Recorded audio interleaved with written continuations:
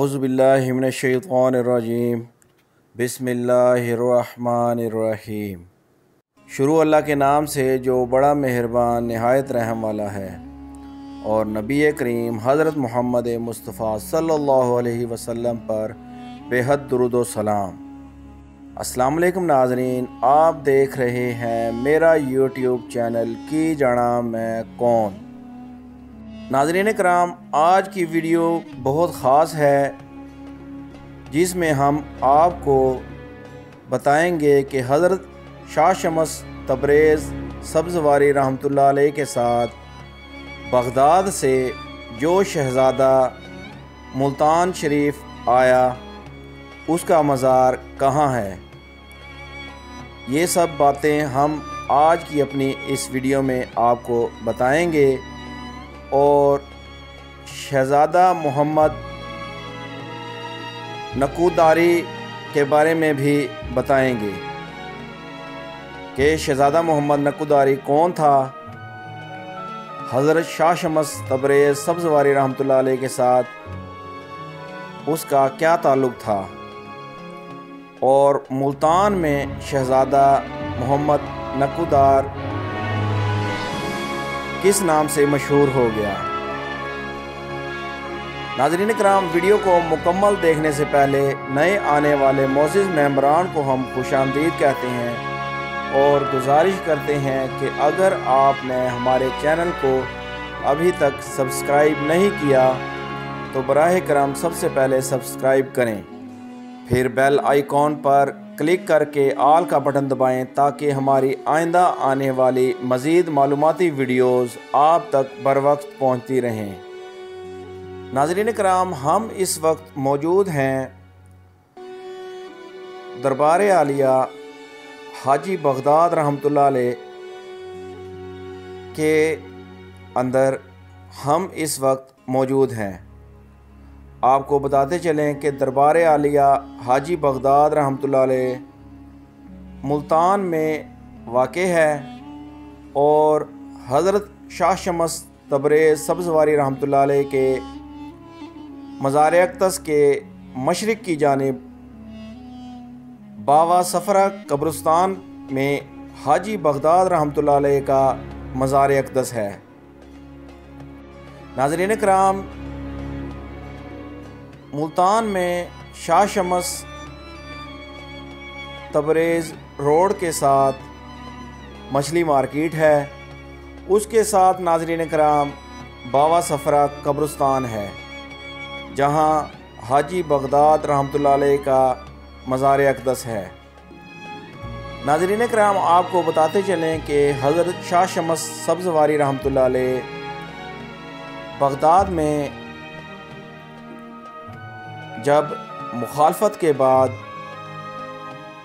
Baghdad को छोड़कर हिंदुस्तान आए, हिंदुस्तान की सरहद में दाखिल होने के बाद हज़रत शाह शम्स तबरेज़ रहमतुल्लाह अलैह ने मुल्तान का रुख किया और फिर यहीं अकामत पज़ीर हुए। इन दिनों नाज़रीन कराम, आपको बताते चलें कि शेख बहाउद्दीन ज़िगरा मुल्तानी रहमतुल्लाह अलैह हयात थे। कहते हैं कि शेख बहाउद्दीन ज़िगरा मुल्तानी रहमतुल्लाह अलैह ने दूध का प्याला हज़रत शाह शम्स सब्ज़वारी रहमतुल्लाह अलैह की खिदमत में पेश किया, तो उन्होंने फूल की पत्ती को इसमें डाल दिया। मतलब ये कि हम मुल्तान में फूल बनकर रहेंगे और हमारी वजह से किसी को कोई ज़रर ना पहुँचेगा। नाज़रीन कराम, आपसे मुतल्लक़ एक हकायत भी बयान की जाती है कि एक रोज़ आप शहज़ादा मोहम्मद नकूदार के हमरा कश्ती में सवार थे। कश्ती डगमगाने लगी तो यूँ मालूम होने लगा कि कश्ती डूब जाएगी। हज़रत शाह शम्स तबरेज़ सब्ज़वारी रहमतुल्लाह अलैह ने शहज़ादे नकूदार से कहा कि तुम्हारे पास जो चीज़ है दरिया में फेंक दो, वरना कश्ती डूब जाएगी। शहज़ादे नकूदार के पास जो जवाहरात थे وہ ساتھ لایا تھا، اس نے ارشاد کی تعمیل میں جواہرات دریا میں ڈال دیے۔ دیکھا تو دریا میں دور دور تک جواہرات ہی جواہرات دکھائی دے رہے تھے۔ ناظرین کرام، بغداد کی طرح ملتان کے لوگوں نے بھی آپ رحمۃ اللہ علیہ کی مخالفت میں کوئی کسر اٹھا نہ رکھی،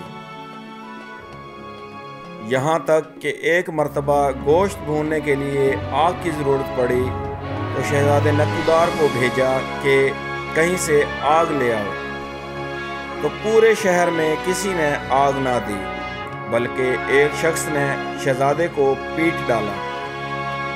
حضرت شاہ شمس سبزواری رحمۃ اللہ علیہ نے جب لوگوں کا یہ رویہ دیکھا تو جلال میں آ کر آسمان کی طرف دیکھا اور سورج سے کہا کہ شمس، میں تیرا ہم نام ہوں، آ تاکہ میں تیری گرمی سے گوشت کو بھون لوں۔ ناظرین کرام، کہتے ہیں کہ سورج اتنی نیچے آ گیا کہ اس کی حدت سے لوگ تڑپنے لگے۔ لوگوں کی چیخ و پکار سن کر حضرت شاہ شمس تبریز سبزواری رحمۃ اللہ علیہ کو رحم آ گیا اور غصہ فروا ہوا، اور حضرت شاہ شمس تبریز سبزواری نے کہا اور سورج اپنی جگہ پر چلا گیا۔ ملتان کی گرمی کو عوام اسی واقعے کا نتیجہ سمجھتی ہے۔ ناظرین کرام، آپ کو بتاتے چلیں کہ حضرت شاہ شمس سبزواری رحمۃ اللہ علیہ کے کچھ عرصہ بعد سلطان احمد نکوداری کے فرزند ارجمند شہزادہ محمد نکودار کا بھی انتقال ہو گیا۔ آپ رحمۃ اللہ علیہ کا مقبرہ شاہ شمس تبریز سبزواری رحمۃ اللہ علیہ کے مزار اقدس کے مشرق کی جانب ہے اور نواب شاہ نواز کی قبر کے قریب واقع ہے۔ ناظرین کرام، آپ کو یہ بات بھی بتاتے چلیں کہ یہ مزار عوام میں حاجی بغداد کے نام سے مشہور ہے۔ ناظرین کرام، لوگوں نے ہمیں بتایا کہ حضرت شاہ شمس تبریز سبزواری رحمۃ اللہ علیہ نے شہزادہ محمد نکودار کو یہاں جگہ عطا فرمائی۔ ناظرین کرام، آپ کو یہ بات بھی بتاتے چلیں کہ یہاں ہر جمعرات لوگوں کا بے تحاشا رش ہوتا ہے اور پورے ملک سے یہاں لوگ حاضر ہو کر اپنے من کی مرادیں حاصل کرتے ہیں۔ ناظرین کرام، آپ کو یہ بات بھی بتاتے چلیں کہ دربار عالیہ حاجی بغداد میں چراغوں کے لیے جگہ باہر مخصوص کی گئی ہے۔ مزار اقدس کے اندر چراغ نہیں جلائے جاتے اور جس نے بھی چراغ جلانا ہو وہ باہر دیے میں تیل ڈال کر چراغ جلا سکتا ہے۔ ناظرین کرام، لوگوں نے ہمیں بتایا کہ عرس کے موقع پر حاجی بغداد رحمۃ اللہ علیہ کے مزار اقدس پر عوام کا اتنا رش ہوتا ہے کہ پورے قبرستان میں لوگ ہی لوگ نظر آ رہے ہوتے ہیں۔ ناظرین کرام، انشاءاللہ اگلی ویڈیو کے ساتھ جلد ملاقات ہوگی۔ اللہ نگہبان۔